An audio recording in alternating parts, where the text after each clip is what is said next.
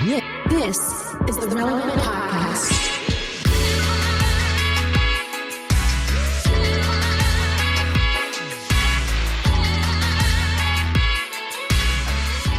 It's episode 1162, and it's the Relevant Podcast here in Orlando. I'm your host, Cameron Strang, and guess what? He is not with us today. Jesse's not here. So joining me from Nashville, artist, producer, mogul, Derek Minor. What up, dog? Also there in Nashville, our managing editor, Downtown Emily Brown. Hey, y'all. And in LA, you know from Social Club Misfits, it's Marty. Indubitably. Jesse will be on the next episode. He had a work emergency. He's very stressed out. Thoughts and prayers, buddy. It's all right that you're missing. He's very stressed out right now. So anyway, the show must go on. Show must go on. But you know what? Before we even get into that, I'm at my wit's end right now. Like, do tell. How many spam calls do y'all get a day? I got one yesterday, and it was under my business manager's name also. Oh, I don't. They're getting sophisticated. So, all right, I have a missed call from a friend last night. It's at like 3 a.m. Kirk Franklin. It wasn't Kirk, but if Kirk called me at 3 a.m, I actually would have got up and answered that. 100%, baby. Yeah. I didn't know. So this guy is like, he's important, but maybe not Kirk Franklin. Not Kirk Franklin. Right? Got it. Not But Kirk right, important. anyway. So I wake up and I see a missed call from my homie at 3 a.m. I call him back, or I text him. I say, hey, bro, you good? Like, you called me at 3 a.m. This was a text. He said, I was just calling you back. Oh. I was like, wait a minute. So I looked down at my phone. I'm like, maybe there was a butt dial. But there's no registered call from my phone. So someone has hijacked my number. And called my friend from my number. Wow. That's scary, actually. The weird thing is, I know they can ghost numbers. Like a lot of scammers will use the actual phone number from the bank to call somebody and say, there's a problem with your account kind of thing. Well, I've heard about that. The question I have is, how did they ghost your number and know to call your friend with it? Yes, that's the part. That is crazy. So I'm either he's been hacked and somebody went through his phone to call him with numbers that's familiar, or someone has maybe just by chance and happenstance, because, they spoof random numbers. Yeah. So maybe they just randomly spoofed my number and randomly hit someone that I knew. That's the only thing I could think of. That's one in a billion. That's crazy. Yeah. But that's happened. Bro, see, that's the world we live in. We live in AI diss tracks. We live in your phone number is not your phone number. This been happening for a little bit, though. This is too much. I will say, as someone who knows how to find people online, it's not that hard to Wait figure a out. second, Emily. You can't What a just brush tagline. over Knows how to that. find people online. Are you like a fixer? Or are you like a No, hacker? Is that just your an side job? investigator. You weren't with us with the Tinder last week, the swipe left game that we played. No, I just I think we might have talked about this before. There was one time Cameron got a number from someone. He didn't know who it was. I found out pretty quickly. We were in a meeting. We didn't send this on the podcast. We were in a meeting. With Emily, I get a text saying happy birthday from a number that was not in my phone. And I was like, how would this person be knowing it's my birthday, have my number, and I don't have them saved? She's like, give me the number. So I said it to her, and within 2 seconds, she goes, do you know this name? It was my aunt. Wow. And she does she live at so-and-so? Is her daughter so-and-so? Like, Emily, full on trace my family tree, based on this one text. I need to utilize this resource. Yeah. It's the people that owe me money that I ain't been able to get in contact Listen, with. I think in another life, I was probably like a PI or something like that. I could probably figure Sherlock it out. Holmes. Yeah. So all that to say, and again, I guess it's like a hobby of mine or something, but it's not hard to find that information because a lot of it is public record. So if you're a scammer, it'll show, there's websites that will kind of almost show you associates of that person and their number. So there's also a very chance, there's a chance they maybe spoofed your number and then they just looked up known associates and are scamming you that way. I hope I'm not giving scammers ideas. Please don't do this. The known associates that you found for the number that we just talked about was relatives. These people have been on mortgages with this person, car notes, things like that. They were in the bank records associates. His random contact off his phone wouldn't be on the internet associated with Derek.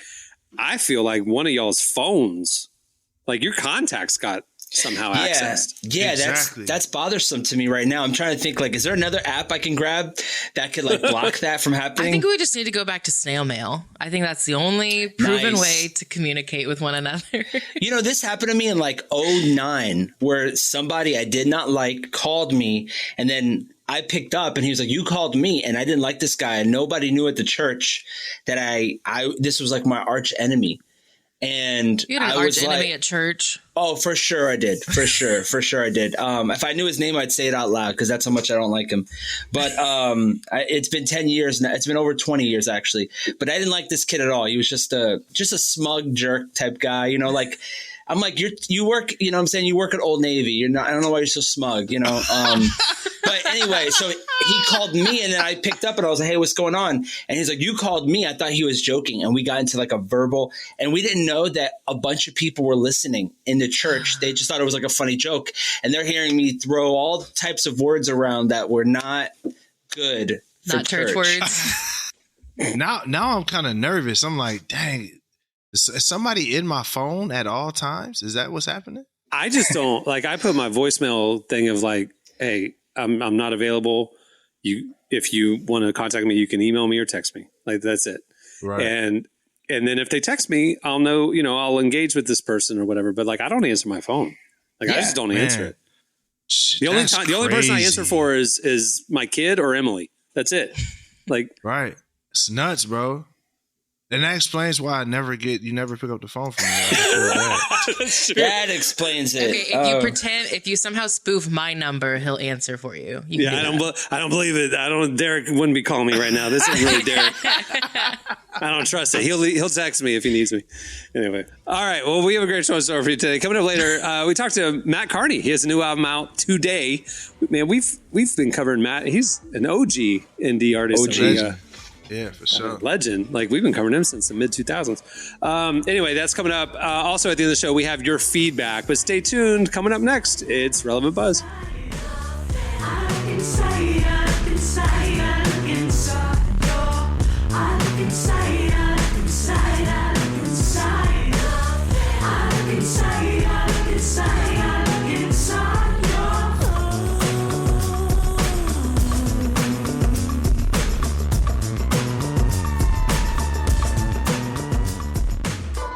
You're listening to St. Vincent. The song is Big Time Nothing. That's my high school nickname.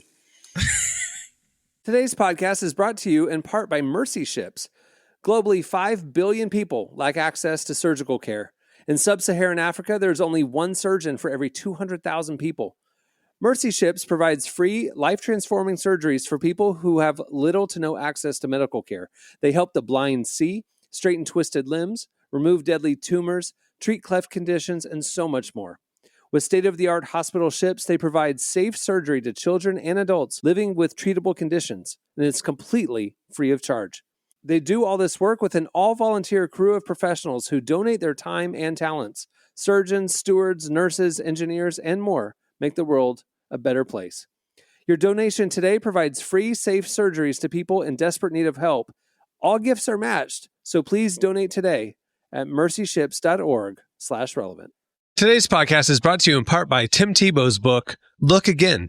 Have you ever wondered what would change if you truly believed you were infinitely valuable to God? In his New York Times bestselling book, Look Again, Tim Tebow reveals the powerful truth that when we learn to see the image of God in every person, including those we struggle to love, everything changes.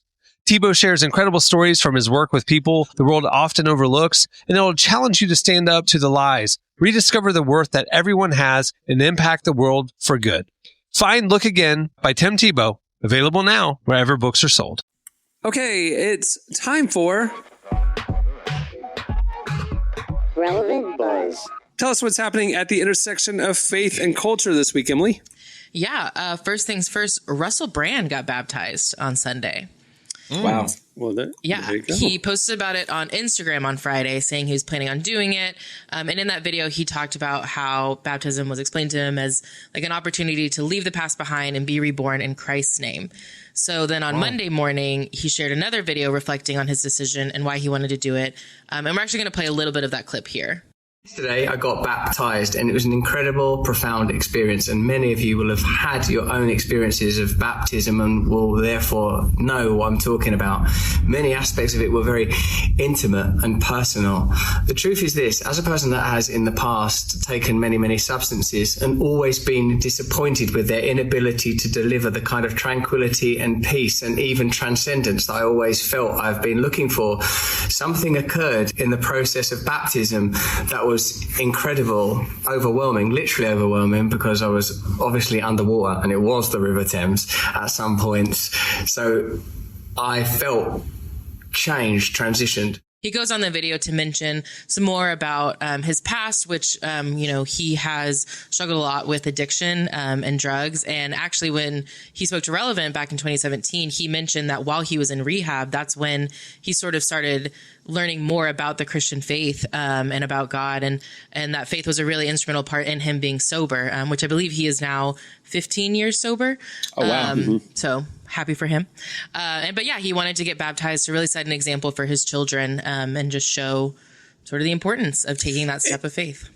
And we've been covering this a long time. And, so I kind of hold at arm's length whenever a big celebrity who kind of hit rock bottom is now doing a big Christian gesture, that kind of a thing. It's like, well, let's see if it sticks. And hey, time will tell. And I'll pray for Russell that it does stick. And I think it's great that he's making public declarations of faith. But to be fair, we also know that he's explores a lot of different spiritual practices and, meditations and different religions. He's kind of like cherry picked some things from. So I don't know, is this like he was testing all the waters and now he's found Jesus and this is where he's going to land? Or is this just another hat he's trying on? I don't know. But he said some compelling stuff and it's interesting. So we'll cover it. He's on the journey, baby. He's on the journey. He is. Aren't we all? It is interesting just to hear him talk about this, because I think a lot of people think about him when he was at his peak of his career, when he was making non-Christian movies. Yeah. And comedy specials were very, very off color. Yeah. Yeah. So, it's interesting to see this change over time. And yeah, like you said, hopefully it'll stick. We'll definitely keep our eye on it. He's saying all the right things. He's talking Jesus. He's not talking spirituality. He's talking, Christian stuff now. So we'll see. Anyway. All right. Okay. Moving on. I have a very surprising new study that I want to share with y'all. Apparently 3 out of 4 Gen Z are actually pretty happy. Okay. That's surprising.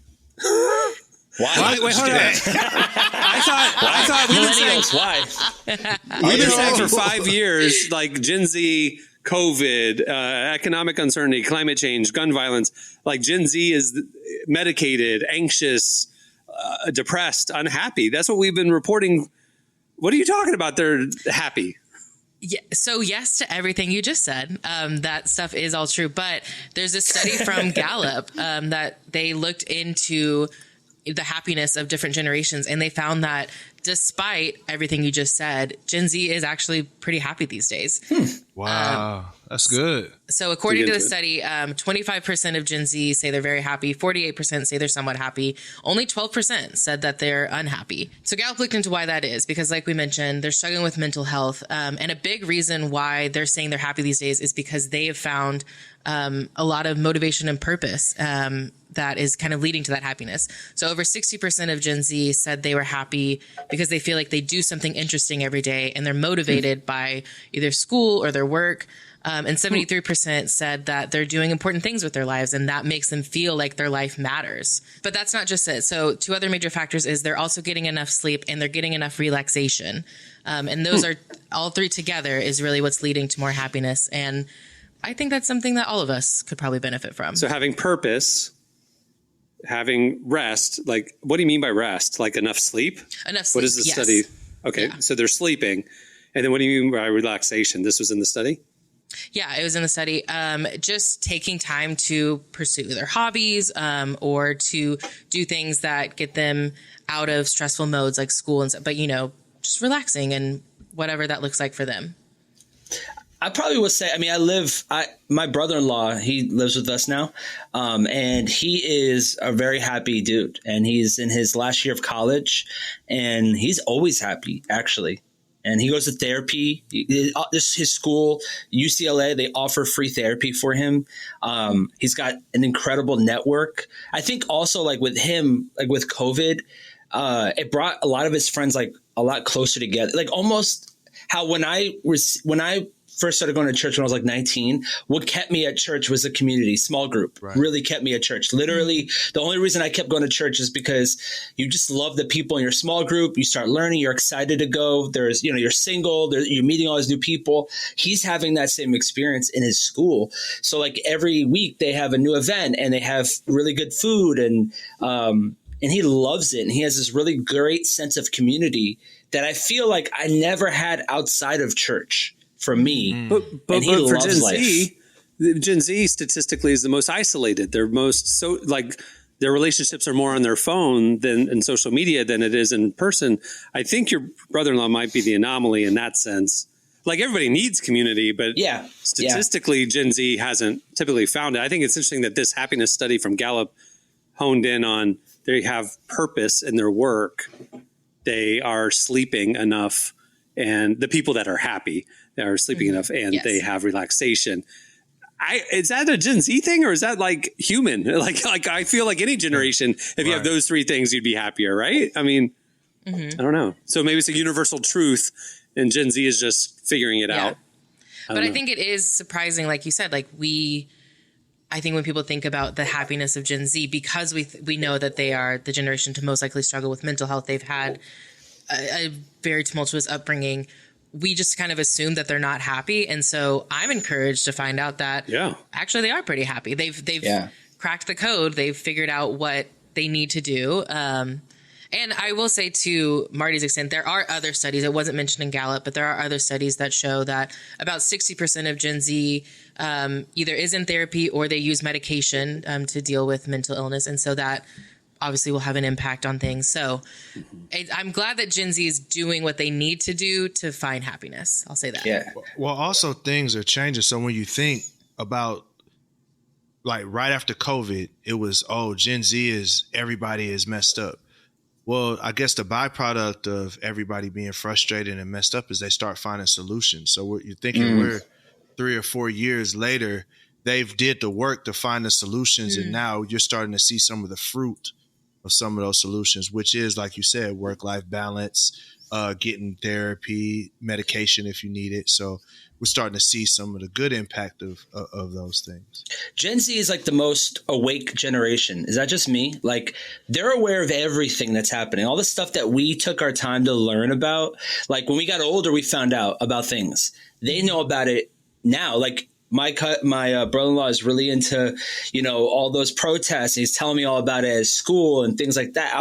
As a kid, I was like, we had 9/11 in like middle school, and that was a big deal. And that was pretty much it until like Columbine and certain things. Like there was one event, they're aware of all of it. And they're like really plugged in and they understand the pulse of like the culture. It's interesting.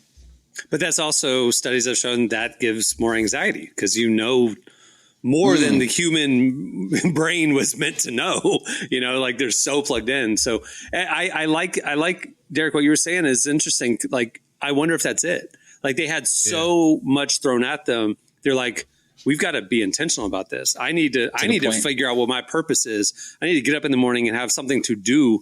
I need to like have direction because the world's going crazy. I can't just like float. Whereas like, I feel like millennials were like, disruptive and like, I'm not going to play by your 9-to-5 corporate agenda. And and it was disruptors and new industries and gig economy and all that kind of stuff. And they were like, just trying to say like, I'm not going to fit the mold. And now Gen Z is going, I need to figure out something here. I got to build something, a new foundation kind of a thing. It is interesting. Like you using the word disruptor, like makes me think like kind of going back to what Marty was saying, like, millennials disrupted things because not that there weren't things going on, but there were maybe less things we were aware of going on. And so they felt the need to disrupt more. Whereas Gen Z, very aware that things are incredibly disruptive. Like 2020 blew up everything, like economically, socially, politically. A lot of things came to light that they're like, I don't need to cause any further disruption. I need to figure out like my peace and my purpose in the midst of this disruption going on. Well, I think millennials kind of found a middle ground also of things sort of being established. Like we saw a lot of changes. They were very incremental. They weren't like boom overnight. Right. So like it's easy to disrupt in a place where things are pretty much solid, even though things are changing naturally. These guys had to take all of the changes that we experienced in like 10 years and deal with them in like 3. Like that is dead on because think about it, all this stuff. It went from stuff, 9/11 to the economic collapse in 2008 to 10, and all of a sudden mass layoffs, recession, the whole thing. So they're coming out of college and high school into an economy where there's no jobs, and so they're like, well, I can't rely on my parents' life plan. You know, like what they did, went to college, had a stable job, retired at this age. Like the economy has just imploded on me for an entire generation. So gig economy, entrepreneurialism, innovation. So that became their thing. But like you said, what did we just say? 2001 to 2008 to social media in 2013. It's 12, 15 years of the world changing. You're right. COVID was 4 years ago, and they're like, we can't just sit around. My brother-in-law didn't get a graduation, and and then some schools aren't doing another graduation for college. So like the same generation of kids that went from high school to college are not getting like celebration. Like, I wonder what that's going to do. I think about him. I'm like, wow, like this kid is a lot more, very resilient, I could say. They're a very resilient generation. Someone also pointed out, like, and just kind of adding into how much this Gen Z's generation has like had to deal with. This is also the Sandy Hook generation. Oh, wow. Yeah. Like they have had a lot of trauma to process, and while their brains are still just trying to develop. And so like, I do think, I think it's what we're saying. Like they've had to deal with so much in a short amount of time that they're like, well, I can't keep living like this. I have to find purpose. I have to find peace some way. Yeah. Sounds like a song you just quoted right there. I might have. I gotta find peace some way. You know, it's a Taylor Swift put lyric. in UDO, Cam. Yeah. But I could. I think that's interesting. I literally for years since COVID, we've been covering kind of the plight of, Gen Z, and they have it worse than anybody. And it seems like they're kind of dusting themselves off and saying like, I'm going to find my purpose. I'm going to not burn myself out like people 10 years older than me. I'm going to have balance. I'm going to have relaxation, and I'm going to get up every day with something to do. I love that. Good for them. Kids are going to be all right. Well, we don't know that. Yeah, I mean, we can't just speak for that. Legally, you can't say that. Because they're going to get sued 10 years from now if somebody's Legally like fell apart. Emily said officially it would be all right. Oh, man. They're going to call you from my number and do that. Oh, goodness. Wait, what was the lyric? That Emily said?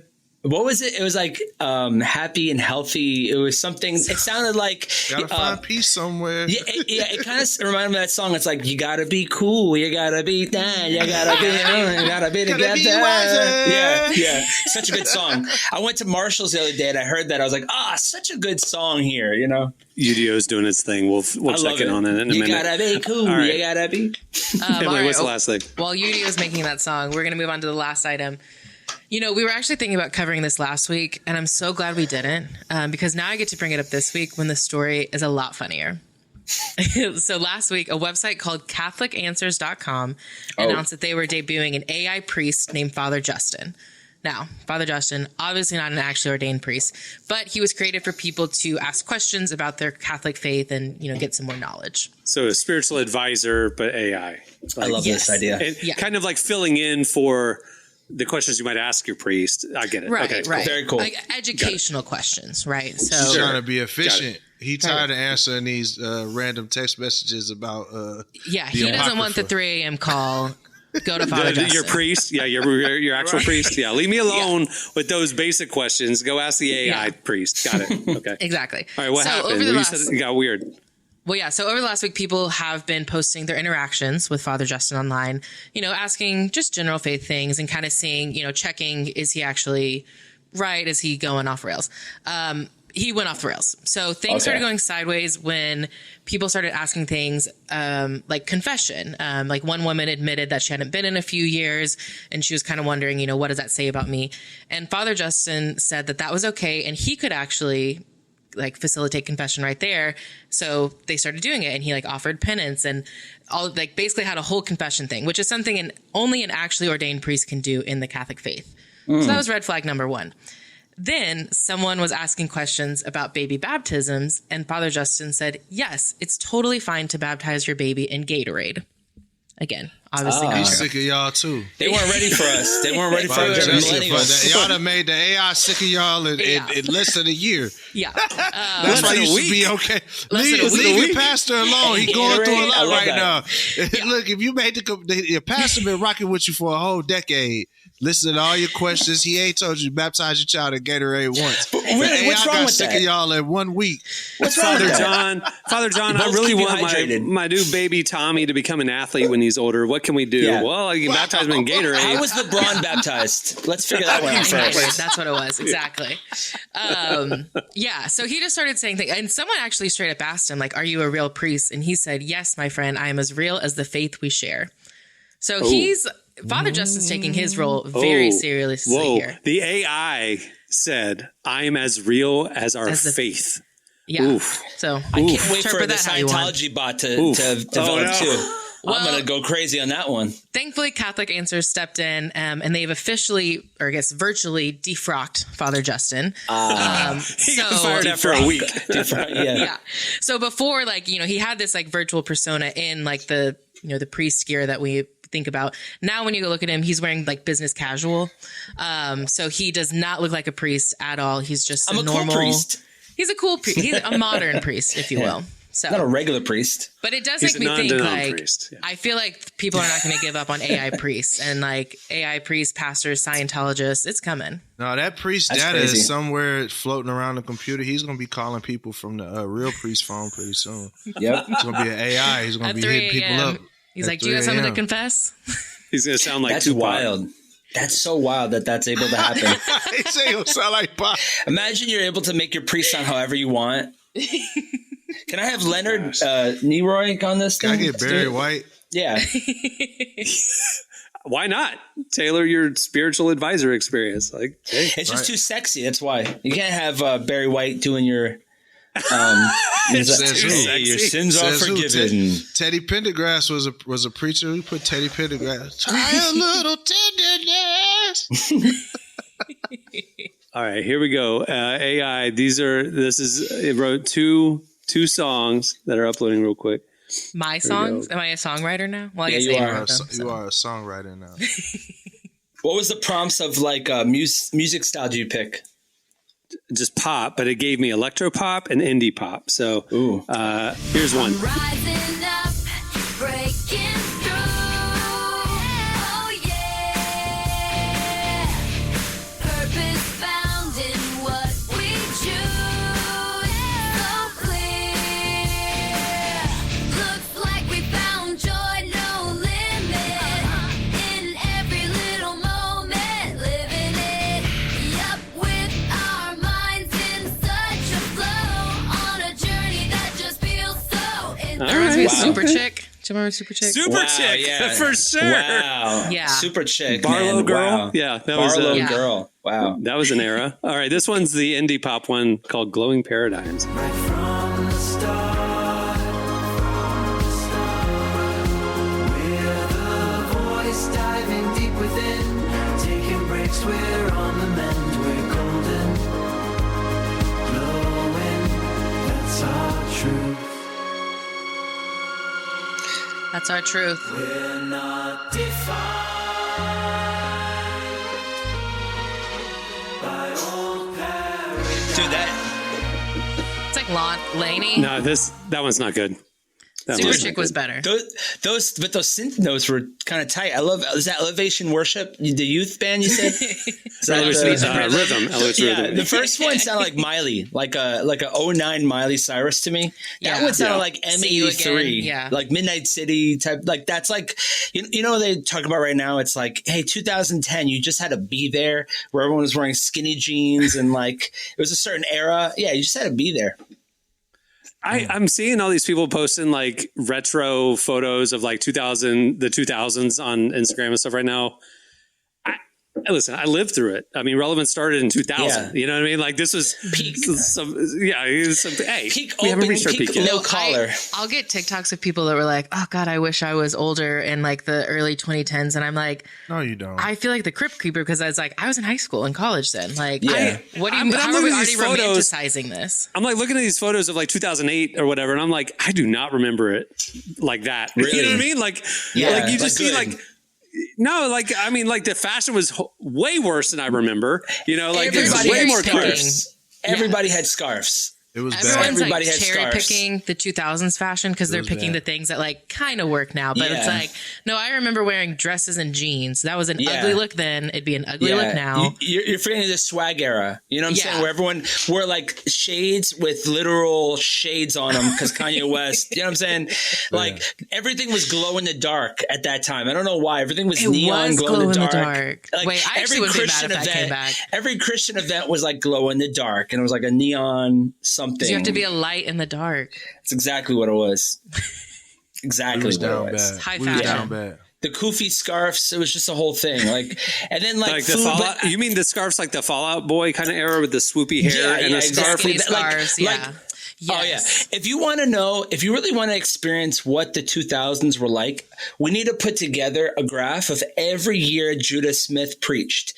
His hairstyle represented exactly that era of generation. If you look up 2000s Judah Smith hair, that's all you need to know. That's Dude, the worst of the 2000s. To this day, Judah's hairstyle is ahead of wherever we are.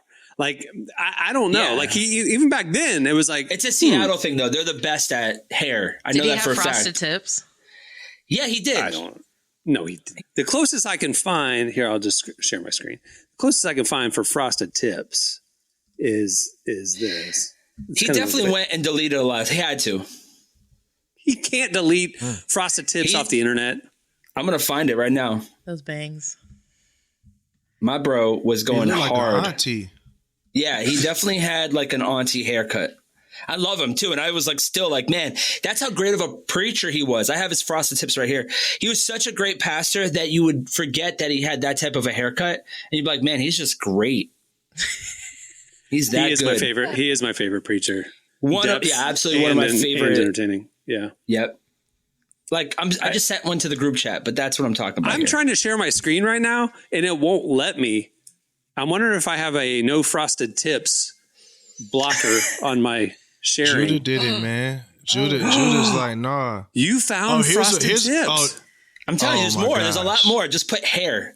I love you, Judah. Like, we love you so much. And Bring you back the have frosted tips, poured honestly. into our hearts for years to come. But even you know that you're like, man, how can I escape these frosted tips? No, I hope they There's make a a whole comeback. Pinterest of Well, Judah Judah, Smith's hair. hey, I've never met you before, but they all posted pictures in the group chat of you looking like an auntie. So it's not my fault. He had the comb over for a while, which was like, okay, what you said this was like 2008, 2009. yeah, that's what I'm saying. Like, if you at the time though, it was like, wow, he is ahead of the curve. Yeah. And now it's like, wow, why did that happen with your hair? Did you find the green one? Yeah, the green one's crazy. That's fake. Photoshop, It's right? fake. It says fake Judah Smith. Yeah. But even this one, the extreme comb over was like a big. But you know, when I was in barber school, they would always say Seattle is who brings out the best. Whoa. You were in barber school? Yeah, I was a barber at one point. I didn't know this.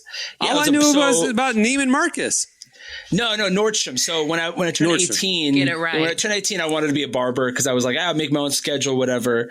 And then I got saved literally in barber school, and the church associates, the AG association was like, listen, we'll put you through Bible college. They liked that I did music at the time. So they're like, if you volunteer and do stuff for us, we'll fund you to go to school. So I ended up leaving barber school to go to like an AG church college thing to get a degree in leadership. Like that mattered. But anyway, so then I went there and I started doing that, but I was a barber. I would cut people's hair all the time. And then I end up using it for like outreaches and stuff like that. So long story short, they would always say they were the trend makers of hair, and he's from Seattle. So, because they always say Seattle's weather was so gloomy that people would stay indoors. So they would get their hair done a lot more. It was like a whole thing. I know, it's crazy. That's crazy. Yeah. See, I would think that in a rainy environment, hairstyles would be less emphasized because you got to wear hats all the time, or your hair's getting wet totally when you go agree outside. with you on that. Yeah, like you don't want to put effort into something to get ruined. When he came to church, he was like, "Man, this Miami weather is killing my hair." I'll never forget that. And I was like, "Dang it!" Like I felt so bad for him. Wait, it was like the first VU conference. Marty, do you do your own hair now? Heck no, but I can't find a decent barber in California like that could do it. Yeah, I can't find one. Not one that could deal with Puerto Rican Italian hair. Nope, cannot do it. That's so crazy. I haven't got a haircut in a while. We're getting off topic. That's why you always wear a hat. Always wear a hat now in California. I'm always wearing a hat. It's a sad state of events. And just a side note, and it's not that I would judge you in any way, right? But Cameron's hat says Triumph, and I could have swore it said Trump 2 minutes ago. Oh my God. I have a vintage motorcycle, my friend. I have a Triumph motorcycle. This is the Triumph logo. I was like, I've never seen this man rep any presidential candidate on the show. If it was red, it would have been rough. Yeah, they don't make that hat red so anymore. It blew my mind because it was blue, but all I saw was He's never going to wear this hat again. No, I just got it in the mail the other day because I found a vintage Triumph guy online. You went to Temu, didn't you? No, I got it from like a motorcycle shop in California. Oh, man. Anyway. Okay. All right. That'll do it for Relevant Buzz. Stay tuned. Up next, Mat Kearney joins us.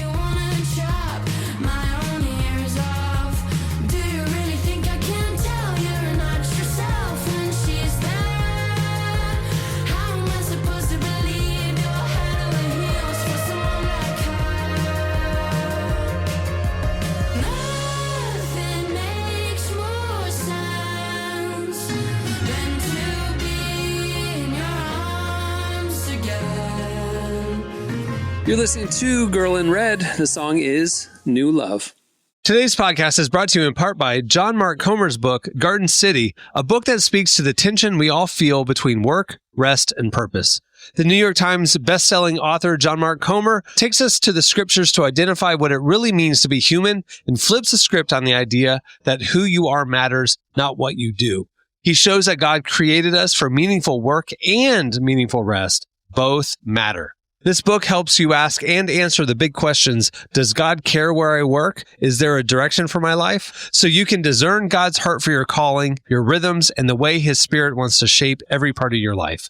If you're longing for purpose and a more grounded way to live, check out the new hardcover edition of Garden City wherever books are sold. Well, today's show is brought to you in part by the new book, God, the Science, the Evidence. We talk a lot about faith, but how often do we talk about science in the same breath? You might be surprised to discover just how deeply the two actually agree. For centuries, science has been used to dismiss the idea of God, but today an intellectual revolution is underway. Modern discoveries in physics, cosmology, and biology are consistently revealing the same truth: creation isn't an accident. That profound reversal is what engineers Michel-Yves Bolloré and Olivier Bonassi investigate in their international bestseller, God, the Science, the Evidence. This book is a rigorous, evidence-based critique of materialism, inviting you to explore over a dozen scientific, philosophical, and historical domains. It shows that what was once seemed impossible, that science could point to a creator, is now supported by a vast and convergent body of evidence. With over 400,000 copies sold in Europe, this book is sparking a global debate. It's thoughtful, fascinating, and a powerful reminder that reason itself affirms the existence of God. Learn more and find out where you can purchase your copy today by visiting GodTheScienceTheEvidence.com. Today's podcast is brought to you in part by Erwin McManus's book, The Barbarian Way. Some books don't just inspire you, they confront you. The Barbarian Way, now celebrating its 20th anniversary, is one of those books. If you felt the pull of God towards something deeper and wilder than the safe, predictable version of faith that we settle for, McManus reminds us that following Jesus was never meant to be tame. It's meant to awaken courage, passion, and purpose God placed inside us. He draws from the wild stories of Abel, Noah, Moses, Rahab, and others to remind us that following God wasn't meant to be tame.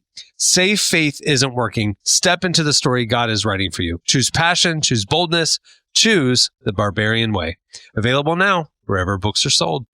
Well, our guest today is Mat Kearney. He's a singer-songwriter out of Nashville who's dropping his new self-titled album today. We talked to him about the new project and find out more about what he's been up to. I mean, this guy, he's been doing it for a while. Here's our conversation with Mat Kearney.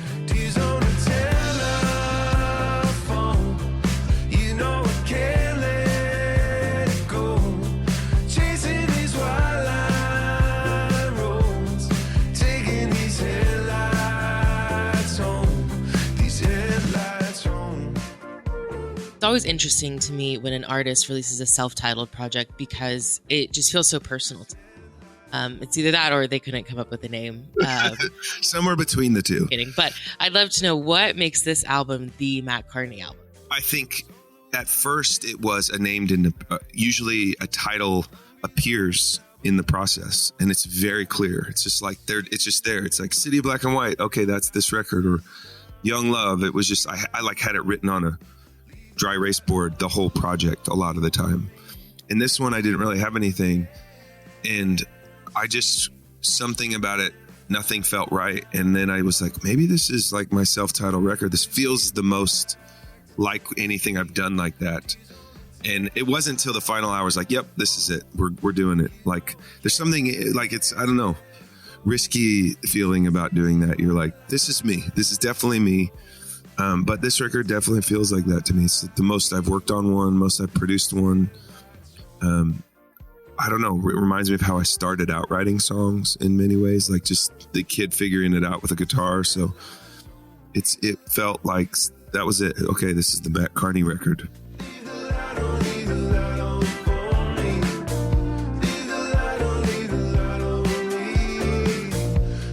Do you feel like this shows a new side to you or maybe like a deep one? Well, I think it's I sent it to my bass player, Phil Moore, who's played with me for a long time. And he wrote back, he's like, this feels the most like the guy I've been hanging out with for the last 10 years of any record you've done thus far. And I was like, I didn't tell him it was self-titled either. I was like, yes, okay, that's what happened. I think I wanted it just to really, there was no like, it wasn't a concept record. It wasn't like, I know that I wanted to keep it very earnest and honest and less editing in the writing process, more kind of stream of consciousness, things that I find really interesting. You know, I wasn't as maybe the audience wasn't as loud of a factor in my ear. It was kind of more my taste in my journey that I found interesting. And it was much more, it was very organic. And I think I kind of really limited the sonic palette I wanted to work with. I wanted it to feel like guitars and pianos and drums and basses and like kind of let the songs and just the grooves kind of do the thing. I didn't want a lot of production tricks or anything like that. Wanna make it last so long. Kinda feel like I belong. You don't know when it's gonna be gone. Yeah, we got a good thing going on. Good thing going on. What made you want to go in this direction? I think you just, I think you follow your own curiosity is like what I do. I think a massive part of it was I've been doing a ton of these acoustic trio shows, and maybe like it was 2019, right before COVID. I think I was kind of burnt out on the process of like, okay, you make a record, you go tour it for 2 years, you go play the A markets, then, and they're the big theaters, you play the Ryman and all the cool spots and Wiltern and then you kind of like go take your band and then you go play beat markets and you like try to make it work in Memphis. And, you know, no offense to anyone in Memphis, but you know, it's like you try to make it work. And I don't know. I think the beat markets were just, they're not B to me, but just there's less people there, and you know, there's the economics are tighter. It just became, I don't know, it just wasn't as fun for me. And so I was like, you know what, I really miss doing acoustic trio stuff, or just acoustic. I'd done one acoustic tour in 2010, and I started doing it, and it became what is the trio now, which is like there's a little percussion kind of drum thing. Steve on drums, Carson. There's been a few people on keys that have rotated in and out, but it's like mostly me playing guitar, and then kind of a little bit of a rhythm section when we want it to be. In the piano plays kind of bass on his left hand, and the drummer. And it was like total stripped down to just songs. It's like there's no dance moves. There's no like, it's like kind of my banter, storytelling, and the songs. And it was like, all of a sudden playing Memphis and all these places we hadn't been in a long time became so fun. You can play the theater that's small, and it's like we were in, like, it did really well, and we're like, let's see where we can go. And I was playing in Ann Arbor, or I was playing in Bar Harbor, Maine, and we just kept going. I was like, let's Interlochen, Michigan, and Santa Barbara's, and San Luis Obispo, all the cool little towns that you wouldn't maybe able to bring your full thing to. And through that, I just fell in love with, I think, realizing one of, like, a lot of what I do well, I think, is this kind of, it's like my voice, my songs, these ideas, that's it. Like distilled down. It was like your margarita pizza. It's like, this is, you got your cheese, your sauce, and your bread. Like, these are the three goods you have that I realize that make me unique, or that I appreciate about what I do. And so I think this full band record, I wanted to kind of, that informed a lot of it. It's like, how do we simplify down to the things I feel like are the most potent and most interesting about the craft that I do right now? Not trying to chase something out there that sounds cool, or I don't know.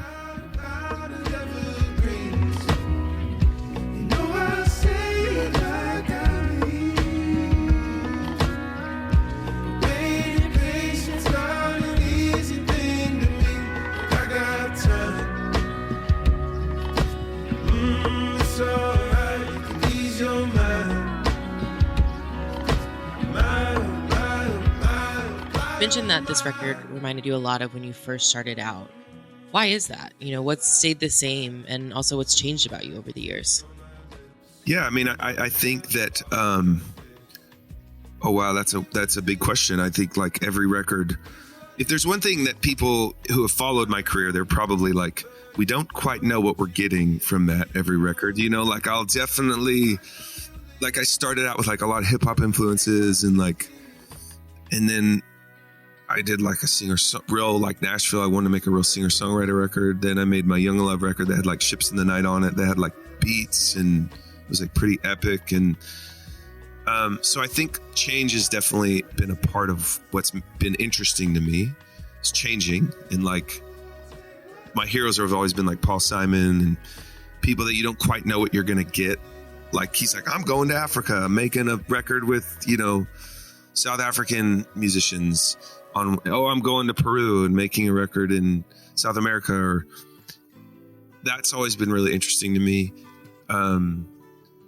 So I think, overall, like I think my craft and being able to distill ideas down, and feel like I've gotten like better at that. Like, I think I understand songs. I'm in Nashville, this like song community. I understand what makes them potent, and what I'm for myself and for other people. So I think that's an area I've grown a lot. I think maybe there was a period too, though, when you learn the craft too well. That doesn't sound humble, but I mean, you learn the rules too well or something. Like you pick up all the correct things, and then you're almost like not the kid anymore that's just playing and has doesn't know any rules. Like you learn these skills, like, oh, you should use this scale with this, and this really works, and you kind of build your skill set. But sometimes you need to reject all that. And so what was really fun about this record is I felt like it was like this guy that's been doing it for a minute that like has this tool belt, but also I really tried to silence that and lean on the like play element of like, let's just write songs however we want. Like, oh, this like kind of reggae groove with like finger pick, like a folk song with like pedal steel and then like a weird Bob Marley groove. I'm like, yeah, why not? This is really interesting to me. And not worrying about consequences. I think that was the fun. And I think the area that I've really grown over the years, or I maybe rediscovered on this project. And I just wanna breathe. I wanna be free, darling, like I feel in my dreams.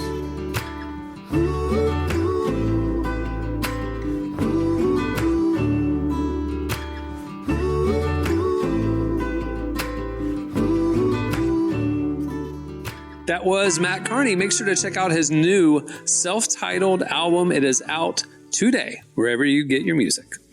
All right, stay tuned. Up next, it's your feedback.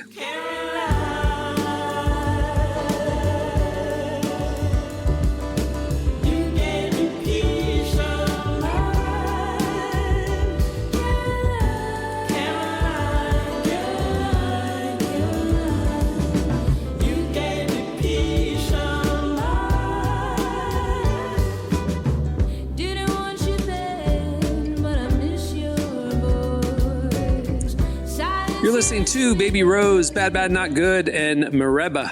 The song is Caroline. Well, today's podcast is brought to you in part by the new book, Confessions of a Christian Alcoholic. Author Jonathan Seidel knows firsthand how even believers can get stuck in shame and destructive habits, especially when it comes to one of society's biggest obsessions, alcohol. In Confessions of a Christian Alcoholic, he details his spiral into disordered drinking and shares the 4-step process he eventually used to break free. There's hope for alcoholics who become Christians and for Christians who become alcoholics. Find Confessions of a Christian Alcoholic wherever books are sold. What if you could change a child's life with just $10? Right now, thousands of vulnerable children in East Africa are suffering from jiggers. It's a painful, preventable parasite that burrows into their feet. Soul Hope is the only organization treating it through foot washing, medical care, and durable closed-toed shoes that protect kids long after treatment. $10 may not seem like much in today's world, but when we come together, those small gifts add up to big change. Join the 10 for 10 campaign. $10 protects 10 small toes. Visit soulhope.org/10 to give now. One small gift makes a big difference. Again, that's Soulhope, SOLE, hope.org/TEN. All right, it is time for your feedback. Last week, we asked you, what's the most ridiculously dangerous thing you did as a kid? We were talking about like growing up in the woods and just lighting stuff on fire and things like that. We all got in trouble. Yeah, so the you things hit we us all up did on as kids. Hey, you grew up in Texas. You did dangerous stuff. I will take it back. Okay. Anyways, I don't think I did that many dangerous things. Anyway, you hit us up on X at Relevant Podcast. Here's a few of our favorites. Yo, so B. Radley said blowing stuff up that usually involved dry ice or M80s. Still have all my fingers though, so I'm good. Yeah, 100% praise on both God. of those. Thrilled. Definitely. Back then, Praise we had God. to buy our M80s in South Carolina. So anytime we'd go on a road trip, we'd stop at the fireworks stands. Now they sell the real fireworks in Florida too. But back then, you had to go in South Carolina. And I would load up on M80s and basically little bombs and stuff. It was great. It was awesome. Sheesh, little bombs is crazy. That's what they are. crazy. They're Oh just my little. gosh, these are crazy. I'm trying to pick one of them, but I'm like, wow, like this one right here. This one's insane. Getting dropped off as 14-year-old boys by a 16-year-old brother with a cave book, some ropes, lights, and setting a time for his return. No parental knowledge. They just bought a cave book and some rope and decided to explore a cave. This is it. You watch Goonies one time and you buy rope and a compass and you get your friends and you go explore a cave. Listen. You want to find a friendly stranger with a speech impediment down in the cave, but you're not going to find him. 100%. Listen, I loved Goonies. No part of me no part of me wanted to reenact Goonies. I liked watching it from the comfort of you my weren't couch. a boy. We all knew it's a boy that thing. if you explore that cave, you will find a big ship down there if you befriend the weird guy that lives in it. honestly We always is wanted to true. explore. Because We always even in wanted the to explore. movies, the two girls that are like, they're very reluctant to go along. And they're like, I guess we'll go. But like, they're not leading the way at all. So Right, yeah. Isabel has one that's crazy. She says, so there was a massive construction site in our neighborhood and we couldn't resist sneaking in to explore. We climbed towering cranes, balanced on narrow beams, and even tried our hand at operating heavy machinery, luckily without success. Looking back, we were lucky to escape without any serious injuries. Wow. That's insane. That's crazy. Getting into the equipment. Yeah, I didn't do that. She was going to flatten a whole house or person. Like, Wait, That okay. is Speaking scary. of flattening the house, okay. Daniel said, I was really into Mission Impossible. I decided to reenact the scene where he hangs from the ceiling to hack the computer. So I tied myself with a jump rope and tried to hang from the ceiling fan. I brought down the ceiling fan and a part of the ceiling on top of me. Daniel, hey, if you haven't tried to swing from a fan as a kid, you didn't live. I did the same thing. I I'm definitely mad tried Daniel to stopped the story there. Were you in the hospital? Like, how long? Yeah, there's a lot of follow-up questions we have from I you love guys. the follow-up questions. I just watched A Star Is Born. The idea of a rope and a ceiling fan is Oh man, yeah. yeah. Hey, just think of a good steak. I don't know. You get a steak to the dog. There's a couple of them. There's another one here that's a little crazy. Like this one we try to do for sure. So I don't know if one winter we got the brilliant idea to turn our street into an ice skating rink. We flooded the road with hoses until it froze solid, then spent hours racing around on our skates. It was all fun and games until someone's wiped out and smacked their head on the ice. Not also mentioning in the story that imagine the cars going through, trying to drive on this ice road. No one thought about that. All of a sudden, there's a rink in the middle of the road. And the guy's like this, just like turning. And Maybe it what was were a you cul-de-sac thinking, or kids? something. Maybe it was just like a little Hopefully, but even still, I mean, like Hopefully. that cold to get the. I mean, wow, that's just kids. We just don't. That's like when we played Manhunt and we were hiding in people's bushes, and people were like, "Are people robbing me right now?" And it's like I'm in a bush, and I remember the cop was flashing the light, and I was just like hiding, and he didn't even see me, and I just went home. Didn't even tell anybody. I just went home. I just did an Irish exit and just got out of there. All right. Well, there's more where that came from. Go check it out. Okay, it's time for this week's. Editorial question of the week. Well, okay. So this is an interesting. Normally, we try to keep every episode self-contained, but last episode we played a game where Emily and people on the internet sent in, mostly me. showed us mainly you, really cringe Hinge profile prompts, and we played a game last episode of is this a Hinge profile prompt that AI wrote, or was this a real one that we screenshotted that people saw in the wild? It got us thinking. We want to know the worst Hinge profile dating app profiles that y'all have seen in real life. You screenshotted it. Mm-hmm. So hit us up on X and at Relevant Podcast and tell us the worst cringeworthy dating prompts, dating profile bios that you have come across. There you go. Unfortunately, I do haven't have more that I can submit. So Oh, good. Do you supplement the feedback next week? Hingerella. Got it. Sheesh. The podcast got so much reaction. We actually took that game and took all those real screenshots and did an article on the website of like, That's great. y'all, these are real. Goodness like gracious. for real. Here's the actual screenshots. These are real. Yeah. That's crazy. Derek, it was stuff like, it was like guy put on there, like, I'm looking for a Problems 31 woman in the streets and a Song of Solomon woman in the sheets. Stuff like that. No, that don't exist, bro. No, That ain't a real. No, that's what I've seen. Real one. That's what I've seen. Emily matched with this Promise you. guy. No, I did not. I did not. He only had one leg. It was really weird. Ain't no way. No. Proverbs There's 31 no woman way in the that streets. exists, bro. A I Song of refuse Solomon to woman in the believe it sheets. exists. Don't I still text think it to me. It I still think don't my favorite exist. is the guy who said my love language is English. That one Yeah, makes me that laugh. one. Yeah. You're going to go back and try to find him. So Derek, the thing that I didn't know this. So Hinge in particular, you don't just write a bio. It's not like Tinder or whatever. It's they ask you survey questions, like prompt questions. So like my love language is blank. the thing you don't know about me is blank, and whatever. And so now you can kind of get to know the person. So this guy, so the prompt said, my love language is blank. And the guy put English. He, I guess, didn't see the word love language. Right. He just said my language is English. Okay. Yeah. So, okay. All right. Love it. Now this makes sense. It's more because I don't know. That's crazy. I don't think we clarified this on the game. For people who aren't on it, this is important to know. There are probably like 50 prompts you get to choose from. You pick 3 of them. So like these are not ones. Oh, so I thought it was like 20 that everybody fills out. Nope. There's like 50 different prompts. You choose the 3 that you want. So these people looked through 50 prompts. Yeah, they decided picked those 3 and were like, this is really what's going to get me. So this guy is so adamant that he only wants English speaking matches that he saw. My love language is English. Like, you need to know that about me. Yeah. What was his name? You said it was Charlie Kirk? You said his name was Charlie. He's like born on January 6th.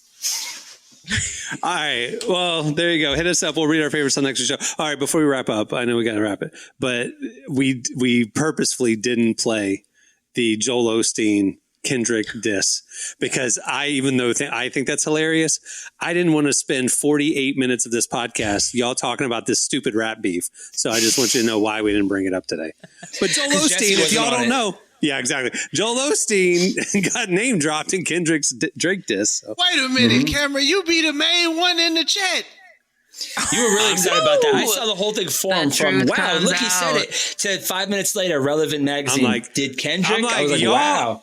I was Emily, like, y'all are not giving this enough. This man was spazzing in the chat. Give me the tea. But he's just on the opposite side. Like, he's like the old man, get off my lawn spazzing. Poking the bear. We like get off. Here's the issue: you if you go on social media and you're in like rap social media, everybody's like Kendrick this, yeah, Kendrick crushed him, he's dead, da, da, da. And I'm like, I just saw the groupthink snowball. It's just like objectively, this isn't that great. I don't know, like really, guys, or do we all just have to like get in line and agree with two things I know about this? The 2 things I know about the recent Kendrick diss is 1, he accidentally name dropped Joel Osteen. Probably one of the funniest things a rapper's ever done. That's hilarious to me. The second is people comparing, I guess, a certain line to the soliloquy from 10 Things I Hate About You, which one of my favorite rom-coms. But I do think it's this right here is actually a printout of that poem. So it's very funny.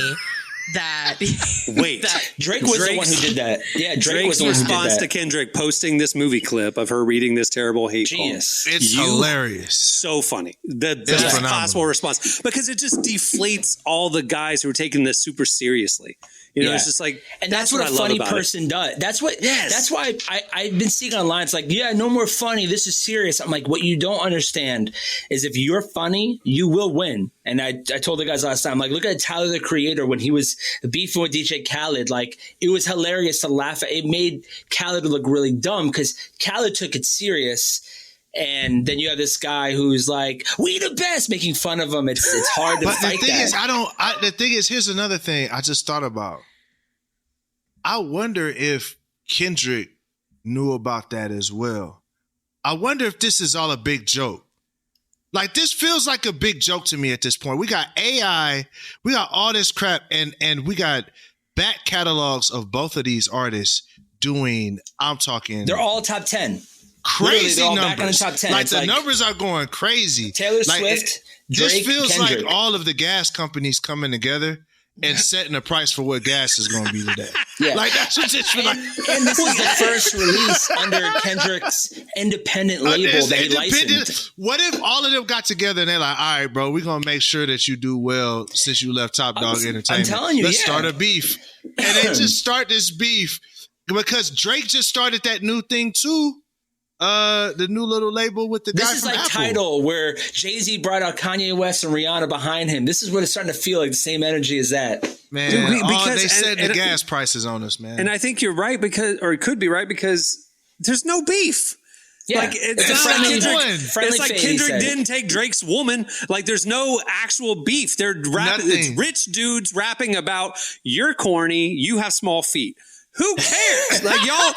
No, they're literally reading poems to each other. That's what's going on. People poems. But yo, think about this. Kendrick literally said in the song that I'm watching my two friends hug and kiss on stage. I don't want to be like YNW Melly and hurt my own friends. Like, he's admitting that we're friends while he's dissing them. Like, this is a joke. The gas companies are setting the gas prices. Take Care has a solo song by Kendrick on it where he talks about meeting. Like, you know what I'm saying? Like, we were talking about earlier I was talking about someone else, like, one of Kendrick's management team is like Chubb's cousin, who Chubbs manages Drake. So it's like, could this all be a plan? I don't know. The longer it goes, the more I feel like it is. But the thing that is hilarious to me of the dynamic that's now emerging is it's almost like the high school lunch tables where it's like you got this super serious guy who's really mad about whatever, and you come in, I'm going to come confront you, and the dude just clowns him and is laughing at him. And it gets the guy more and more mad, or like his friends get really mad, and it's just like, we're laughing at you for taking this so seriously. It's like, calm down, man. Well, I said this in the chat that we're all high schoolers again. We're all fans and friends of. It's like watching wrestling. Like, it's like you're fighting for your favorite wrestler to win, and you're waiting for every Tuesday for SmackDown to come on. Like, that's right. That's why I feel. I don't even think Kendrick doesn't even seem like he's too frustrated. The people that are mad, it's the Kendrick fans. Exactly. The Kendrick fans are worse than the Swifties, dude. Like, I mean, I'm talking about it. It's no lie. They're as bad as Laker fans. They're as bad as Knicks fans. Crazy. It is like, but then the Drake fans are just as bad. So it's not even Drake versus Kendrick that's going crazy. It's the fan bases that are like, my guy is better than your guy. Yep. I like both of them, so it's like hilarious. Honestly, I think that's a lot of fan base. Like, not to make it all about Swifties, but like Swifties versus like Beyonce fans and stuff. Like, that's always like a competition. And it's like, why are we fighting? They're friends. Like, it's true. What is this about? Yeah, after that song, Kendrick bought a size 8 shoe immediately after he dropped that song. He felt like I was Marty's the man. workshopping material on Twitter right now because I saw is it him working or no? It didn't do anything. It didn't do good. I'm waiting for Marty. You're and Derek recycling jokes. You're recycling jokes on the podcast. I want to see maybe if it's some things are better when it's set out, and some things are just better when you read it. It's like, I only got 17 likes on Threads. I'm going to throw this into the podcast. It didn't get really any likes, to be frank with you. That's why I'm trying to like. There's still life in this joke, right? Yeah, it's got to be right. Is it too late? I don't know. Oh man! All right. Now I see why you didn't want to talk about this on the show. Now, if we did that at the beginning, that would have been the podcast. So I took it at the end. Well, before we wrap things up, I want to thank Mat Kearney for joining us today. Make sure to check out his self-titled album. It came out today, wherever you get your music. It's really good. Also, make sure to check out relevantmagazine.com every weekday, where we are covering the intersection of faith, culture, and everything in between. And make sure to follow us on all the socials so you don't miss a thing. All right, on that note, we'll wrap it. I'm Cameron Strang. I'm Derek Miner. I'm Emily Brown. I'm Marty. We will see you on Tuesday. Have a great weekend, everyone.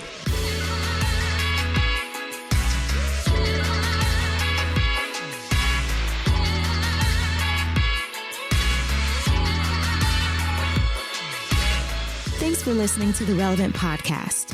Check out our features, interviews, and news updates every day at relevantmagazine.com.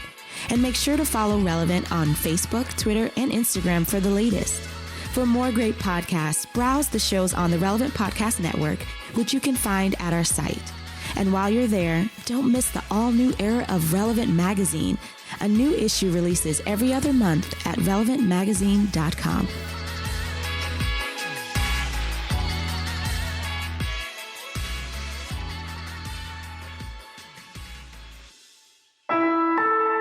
Relevant Podcast Network.